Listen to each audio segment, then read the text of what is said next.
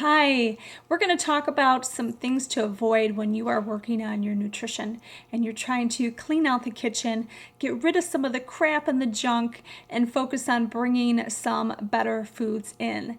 And in a previous video, I discussed a great way to put foods together onto a grocery list, some awesome items. So if you missed that, make sure you go back and check that out. It's a little longer video, going through the food groups and different items that you can add in, and some personal information as well in regards to what I like, and a couple tips too if you're dealing with irritable bowel syndrome or irritable bowel disease or conditions with the digestive system or your endocrine system regards to like your thyroid. So make sure you go back and watch that. A little bit longer, but I think worth it for you to get some great information and take some notes. So today we're going to go through some things to avoid. So hey and welcome and thank you for being here. My name is Danny Laux. I am a mom of two boys. I'm also a fitness professional. I've been in the health and fitness industry over 24 years. I'm also a certified holistic health coach, and I do have a practice where I help so many people to learn how to heal their gut, improve their thyroid function, as well as many other things in regards to hormone, losing weight, and just living healthy and fit. And I do this as well with online challenges because I am a Beachbody coach too. So I have a lot of different options for people to help them to be healthy and fit. So when talking about the foods that we want to avoid, I think sometimes people get a little antsy about this. You know, we don't like to give up very much, do we? So from the fitness side of things, it used to be very easy for me to say, don't eat this, don't drink that, don't do this. But I've really learned and I have found that it's a little easier to bring in better foods and healthier foods, and it starts to naturally crowd out those other items. So when we're talking about specifically maybe cleaning out the kitchen and bringing in those healthier items, it's going to help you to just naturally avoid those things, right? And cravings is a whole nother thing that we can talk about another day. But let's focus on things to avoid, just to throw that out there and to give you a little bit more of an understanding. Okay, so things that we would want to avoid really depend on you, depends on what you're going through, depends on if you're dealing with any health issues. So I'm going to keep it pretty basic, and these are things that a lot of us know. So things we want to try to avoid are highly processed foods, right? Things that are giving us sugar and flour and different kinds of oils and things that really take longer to digest. Sometimes they're going to digest quicker and kind of go through the body because there's really nothing to it. If you take a loaf of white bread and you look at that loaf of white bread, you can actually squish it and mush it down to like nothing. There's really nothing in it.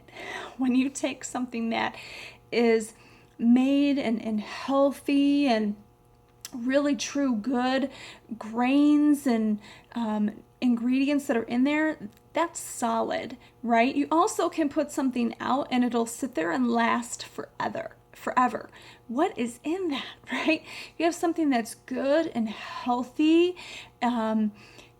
it's going to go bad faster, unfortunately, right? So those are some things to think about. So let's try to avoid the highly processed foods that have the white flours and the sugars in there, okay? So these might be things like fast food, also things like soda, right? Things like candy, donuts, processed foods. It's already made for you. Now, yes, there are some healthier options that are out there, right? You can buy a gluten-free package of donuts.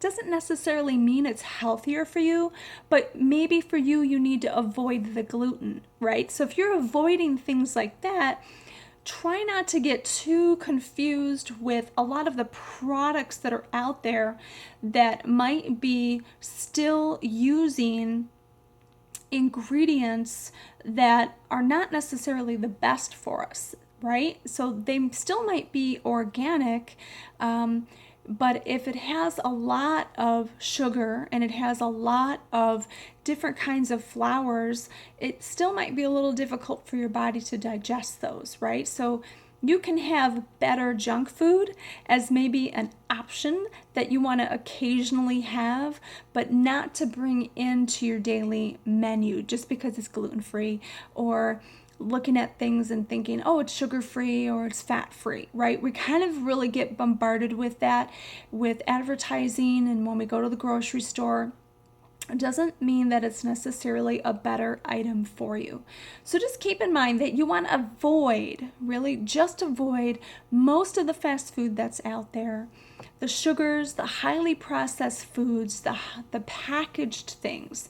So if something is non-GMO, organic, and that's most of the ingredients, and it's pre-made, that might be a better option for you to choose if you're having, a special weekend or you want to use that as your treat meal.